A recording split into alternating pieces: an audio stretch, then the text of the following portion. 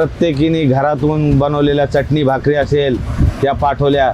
फक्त एवढं झालं, निसर्गाने पावसाने आदल्या दिवशी म्हणजे आम्ही जे 900 एकर प्लेन केलं होतं, टेबल टॉप केलं होतं, साफ केलं होतं, पावसामुळे त्या ठिकाणी प्रचंड चिखल आणि गारा झाला. त्यामुळं बऱ्याच गाड्या फसत होत्या. आदल्या दिवशी रात्री मी स्वतः बघितलं, जेवण होतं, पाणी होतं, पण खाली बसायला जागा नव्हती. तर उभं राहून त्या लोकांनी खाल्लं. काही लोक रात्रभर जागे होते. ज्या मायमावल्या आल्या, आमच्या लहान लहान बालकं आले, वयोवृद्ध आले, 18 पगड जातीचे बांधव आले. काटा येतो, अक्षरशः अंगावर काटा येतोय. कधीच तुमचे हे उपकार आम्ही विसरू शकणार नाही. इतकं तुम्ही आलेही शांततेत आणि गेलेही शांततेत. कारण आपलं ठरलं होतं यायचंही शांततेत आणि जायचंही शांततेत. आणि तुम्ही शांततेचं दर्शन घडवलं त्याबद्दल. आणि अजूनही काही समाज बांधव रस्त्याने आहेत. प्रचंड काही लोकांना त्रास झाला, पण त्यांनी कुठल्याही पद्धतीने निराशा दाखवली नाही. त्या प्रत्येक व्यक्तीपर्यंत विनंती आहे, त्या प्रत्येक व्यक्तीपर्यंत हा व्हिडिओ शेअर करा. आम्हाला त्यांचे जाहीर आभार मानायचे आहे आणि जी गैरसोय झाली असेल त्याबद्दल माफी मागायची. तर त्या प्रत्येक बांधवापर्यंत हा व्हिडिओ शेअर करा. हे व्हिडिओ बनवण्याचं कारणच ते होतं, कारण लाखो बांधव हे झटत होते. प्रत्येक व्यक्ती, येणारा व्यक्ती हा स्वयंसेवकाच्या भूमिकेत होता. आपण विश्व रेकॉर्ड केले, जागतिक लेवलचे, म्हणजे सगळ्यात मोठी आशिया खंडातली, जगातली सगळ्यात मोठी सभा आपण घेऊन दाखवली.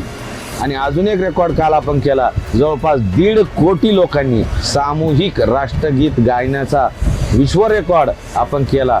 म्हणजे सगळे रेकॉर्ड हे मराठ्यांनी करून दाखवले. आणि अजून एक रेकॉर्ड केला, 18 पगड जातीचे बांधव एकत्र आणून एक विचाराने पूर्ण ताकदीने आणण्याचा, स्वखर्चाने येण्याचे, हे सगळे रेकॉर्ड आपण करून दाखवले. काही लोकांनी स्वतःच्या ज्या गाड्या होत्या त्यांचं येणं नाही झालं, त्यांनी आपली गाडी आपल्या बांधवांसाठी दिली, ती त्या ठिकाणापर्यंत आले. त्यांचेही आभार व्यक्त करतो. ज्यांनी जेवण आणून दिलं त्यांचे आभार, ज्यांनी पाणी आणून दिलं त्यांचे आभार. ज्या डॉक्टरच्या टीम ठिकठिकाणी होत्या त्यांनी देवदूताचं काम केलं. कुणाला चक्कर आल्या, प्रचंड आरोग्याचा त्रास बऱ्याच जणांना झाले, त्यांना ताबडतोब आपण इलाज दिले. आपण काही लोकांना आवाहन केलं होतं की अत्यावश्यक जे मेडिसिन असतील ते सोबत ठेवा. त्यांना त्याचं काम पडलं नाही, पण आपला बांधव जेव्हा बिमार पडला त्याच्यापर्यंत त्यांनी ते काम, त्या मेडिसिन पोहोचवण्याचं काम केलं. इतका विशाल, म्हणजे तुम्ही फक्त सगळ्यात मोठं जर काम केलं असेल तर मराठ्यांच्या अस्तित्वाचा प्रश्न होता. आणि मराठा जात ही तुम्ही हरू दिली नाही. मराठ्यांचा गौरवशाली इतिहास तुम्ही तो पुन्हा गौरवान्वित केला. आणि आमच्यासारख्या सेवकाला तो सोहळा, याची देही याची डोळा पाहण्याचा जो सौभाग्य मला लाभलं.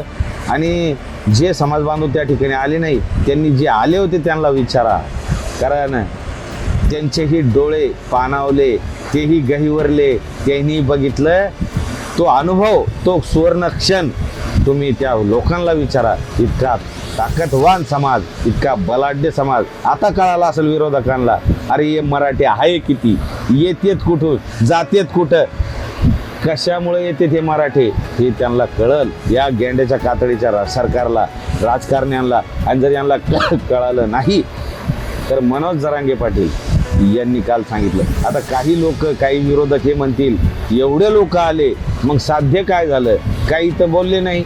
मनोज जरांगे पाटलांनी काही भूमिका सांगितली नाही. मनोज जरांगे पाटील यांनी सांगितलं होतं नारायणगडाचा हा मेळावा, ही सभा ही अराजकीय आहे, इथं राजकीय घोषणाबाजी होणार नाही. पण फक्त एक संदेश मनोज दादांनी दिला की जर आचारसंहितेच्या अगोदर आमच्या मराठ्यांना आरक्षण दिलं तर ठीक, नाही दिलं तर सर्वसामान्य गरजवंत मराठ्यांच्या मनामध्ये जे आहे ते मी करणार. त्याच्यामधून सगळ्यांना समजून गेलं मनोज दादा करणार काय. त्यामुळं कुणीही यांच्या या विरोधकांच्या, टोल करणाऱ्यांच्या, गैरसमज पसरवणाऱ्यांच्या, जातीत भांडणं लावणाऱ्यांच्या नादी न लागता मनोज जरांगे पाटील एक बंदा काफी, एका माणसानं सगळ्याला वाकवलं, झुकवलं, मुजरे करायला लावले. आणि तुमच्यासारखे गरजवंत लोक, जे स्वाभिमानी लोक जे आले, जे आले ते मावळे, जे गेले ते कावळे. आपलेच काही आमदार, खासदार, मंत्री हे इतर ठिकाणी गेले, त्यांना आपल्याला कोणाला नाव घ्यायचं नाही. याच लोकांनी आपल्या जातीची वाट लावलेली आहे, आपले स्वकीयांनी आपला घात केलेला आहे. छत्रपती शिवरायांनी ज्या वेळेला हिंदवी स्वराज्याची स्थापना केली त्यांनाही विरोध करणारे आपले स्वकीय होते, पण इतर जाती धर्माचे समाज बांधव हे छत्रपती शिवरायांच्या पाठीशी होते. त्यामुळं हे सुंदर हिंदवी स्वराज्य स्थापन झालं. आमचे बापदादे या स्वराज्याच्या स्थापनेच्या वेळेस होते की नव्हते आम्हाला माहीत नाही, पण या चळवळीत, या 18 पगड जातीच्या मनोमिलनामध्ये जे आमचे हात लागत आहेत, आमच्या येणाऱ्या पिढ्या नक्कीच अभिमानाने सांगतील आमचे बापजादे लढले आणि त्यांनी हे करून दाखवलं. याच्यात आमच्या बापजाद्यांनी मावळ्याची भूमिका केली, सेवकाची भूमिका केली, याचा आम्हाला सार्थ अभिमान आहे. आणि फक्त एक करा, त्या सर्व बांधवांना आम्हाला धन्यवाद द्यायचे. त्या सगळ्यांची ज्यांची गैरसोय झाली त्यांची माफी मागायची. त्यांच्यापर्यंत हा व्हिडिओ शेअर करा एवढीच विनंती करतो आणि थांबतो. जय शिवराय.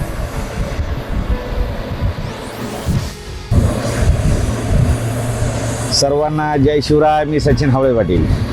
संघर्ष योद्धा, मराठा योद्धा मनोज जरांगे पाटील यांनी मराठ्यांचा जो पहिला दसरा मेळावा ठेवला होता नारायणगडावर, आणि त्या नारायणगडाचा दसरा मेळावा मराठ्यांनी जात हारू दिले नाही. प्रचंड ताकदीने इतके मराठे कधीच न भूतो न भविष्यती कधीच कुणी बघितले नाही. पण या ठिकाणी असं झालं, सरकारला फुटलाय घाम, कारण मराठ्यांनी सर्व केलं जाम, अशी परिस्थिती झाली होती. आम्ही त्या स्टेजवर त्या स्टेजवरून बघितलं जवळपास 1 ते 1.5 कोटी समाज बांधव हे सभा ऐकत होते. आणि जेवढे गडाकडे येणारे रस्ते आहे, अहिल्यानगरकडून असेल, बीडकडून असेल, छत्रपती संभाजीनगर, पाडळशिंगी वगैरे इकडून येणारे असतील, पैठण शिरूर वरून येणारे असतील, सर्व रस्ते 30-30 किलोमीटरपर्यंत जाम होते. ज्या वेळेला मनोज जरांगे पाटील स्टेजवर आले, त्यांनी भाषण केलं, निघून गेले, तरीही त्याच्यानंतर 5 ते 6 तास लोक म्हणजे आले होते वेळेवर, सभेच्या टायमिंगवर.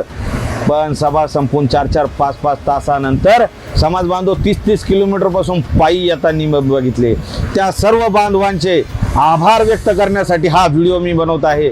त्या सर्व ज्यांच्या गाड्या नादुरुस्त झाल्या, हजारो गाड्या नादुरुस्त झाल्या, पंक्चर झाल्या, ब्रेक फेल झाल्या, लहान बालक आले, माता भगिनी आल्या, वयस्कर आले, 18 पगड जातीचे समाज बांधव आले, त्यात मुस्लिम, दलित, धनगर, ओबीसी, आदिवासी 18 पगड जातीचे समाज बांधव आले.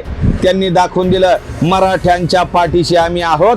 आणि मराठ्यांचा स्वाभिमान जपण्यासाठी स्वतःच्या गाडीमध्ये स्वतःचा पेट्रोल डिझेल टाकून, घरच्या चटणी भाकरी घेऊन, स्वतः आणि 4-4, 5-5 जणांना पुरेल इतका आहार घेऊन मराठे त्या ठिकाणी आले.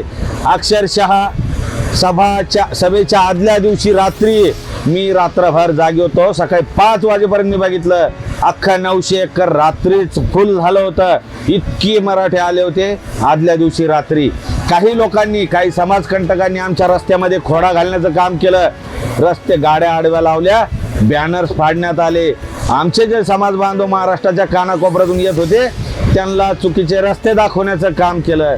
पण मराठ्यांचा जरी रस्ता भरकटवण्याचं तुम्ही काम केलं, पण मराठा हा भरकटत नाही. विचारापासून मराठा जागृत झालेला आहे.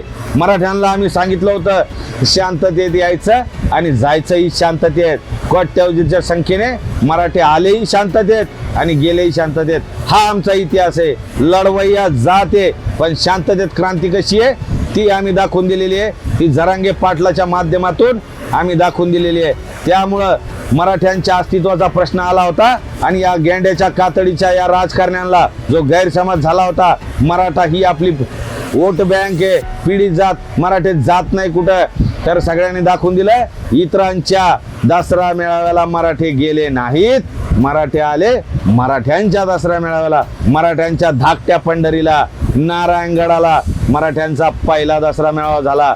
मी महंत नारायणगडचे जे महाराज आहेत, शिवाजी महाराज, यांचे आपण सर्वांनी धन्यवाद द्यायला पाहिजे. त्यांनी इतकं व्यवस्थित नियोजन केलं. संस्थांचे जे कर्मचारी असतील, जे भक्तगण असतील, कित्येक दिवसापासून राबतायत. पंचक्रोशीतले, नारायणगडाच्या आजूबाजूच्या पंचक्रोशीतले असतील, गावखेड्यातले, प्रत्येक गावातले, तालुक्यातले, जिल्ह्यातले बांधव पूर्ण ताकदीने मराठ्यांच्या अस्तित्वाची लढाई लढत होते.